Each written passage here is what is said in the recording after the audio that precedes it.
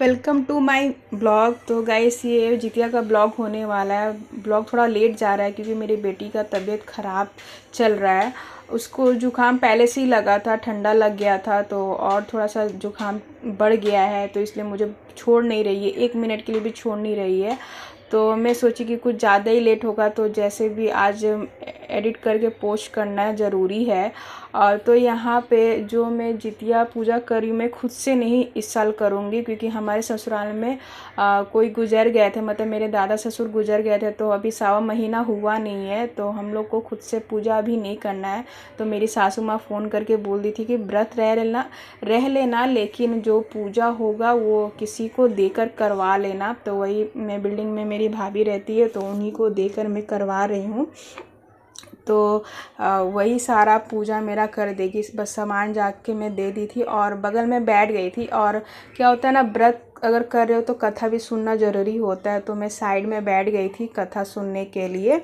और बाकी सारा जो भी काम था, मतलब पूजा का, चढ़ाने का, सब कुछ मेरी भाभी ने किया था। तो आप लोग ब्लॉग में बने रहेंगे और आगे भी बने, मतलब ब्लॉग के एंड तक बने रहेंगे तो आपको पता चलेगा मैंने जितिया पूजा कैसे किया फाइनली। और ये पूजा मेरी मम्मी किया करती थी और मम्मी, इस साल ऐसा पहला बार हुआ है कि मैं मम्मी के बिना कोई पूजा कर रही हूँ, वो भी अकेले।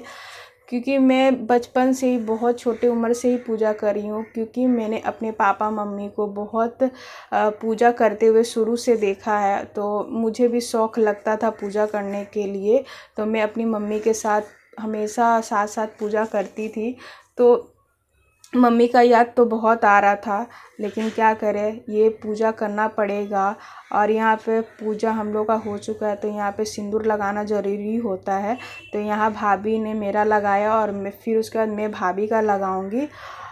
तो बस इसी तरह हम लोग का पूजा कंप्लीट होता है। और मम्मी का तो याद हर चीज़ में आता है। मैं कुछ भी करती हूँ, हम लोग पूरे परिवार कुछ भी करते तो हर चीज़ में पूरा तरह याद आता है। और ये जितिया मेरी मम्मी किया करती थी हम लोग की लंबी उम्र के लिए।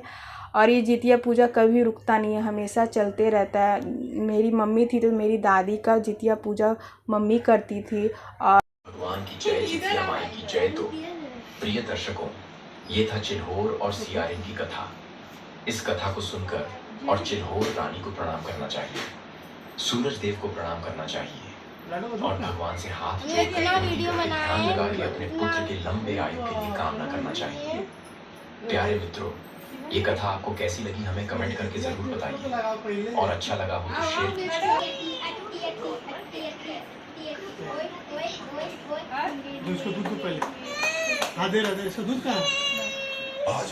तो मैं यहाँ सबको तिलक लगाने के बाद अब सबसे पहले अपने पापा को जितिया पहनाऊंगी। तो यहाँ मम्मी का याद बहुत आ रहा था। ये काम मेरी मम्मी हर साल करती थी। दादी का जितिया पापा को सबसे पहले पहनाती थी। अब पापा का चेहरा देखिएगा कितना मायूस लग रहा है, उनको देख के बहुत तकलीफ़ होता है। वो अपना तकलीफ़ किसी को नहीं बोलते, लेकिन मम्मी का याद उनको हमेशा आता है। और हम लोग के सामने ऐसी झूठा हंसी लेकर रखते कि मैं ठीक हूँ, लेकिन हम लोग को पता है कि वो ठीक नहीं रहते हैं। और ये मेरी मम्मी का जितिया हम लोग तीनों भाई बहन पहनने के बाद अपने भाई को पहनाएंगे। तो ये हम सबसे पहले बड़ी दीदी को पहनाते, उसके बाद मैं पहनूंगी, फिर छोटी पहनेगी, फिर मेरा भाई पहनेगा।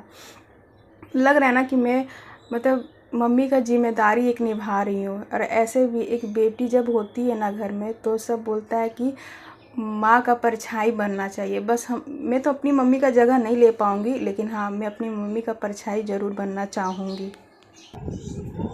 संडे वीडियो प्रचंड वायु और वर्षा के बीच सती ने देखो लाडो लाडो, देखो देखो देखो देखो, भैया खुले आकाश में बिना निद्रा के केवल शिव के ध्यान में लीन रहकर दिन सब। तो गाइस मैं नहा ली सुबह और मैं जा रही जितिया का पारण करने के लिए। तो आप लोग बस ब्लॉग में बने रहिए, मैं कैसे जितिया का पारण करूँगी मैं आप लोग के साथ शेयर करूँगी। तो गाइस मैं यहाँ दूसरे दिन जितिया का पारण कर रही हूँ और मैं यहाँ शरबत बना ली थी। और जो मैंने चढ़ाया था भगवान को, वो मैं उसमें से चना लूँगी और उसको छीलकर 2 भाग कर लूँगी। और मैं यहाँ नोनिया का साग ले रही हूँ और चावल लूँगी।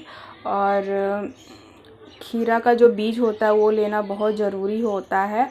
और मैं केला लूँगी, क्योंकि इन सब को ना निगलना पड़ता है, दांत नहीं लगना चाहिए। तो मेरी मम्मी जब करवाई थी पारण तो मेरे को बताई थी कि ये सब को ना केले में ना लगा लेना है, डायरेक्ट मतलब पानी पियोगी तो चला जाएगा, दांत नहीं लगेगा। तो यहाँ मैं 2 जन को बता दूँ, दादी और मैं अपनी मम्मी को पारण के लिए दे रही हूँ। और देखिए उसके बाद मैं की पारण, और यहाँ पे देखिए फाइनली मेरा खाना बन के तैयार हो गया। और ये सब जितना भी आइटम बना है ना, मेरे पापा और मेरी छोटी बहन ने मिल के बनाया है। तो गाइस ये जितिया का छोटा ब्लॉग आप लोग को कैसा लगा प्लीज़ कमेंट करिएगा।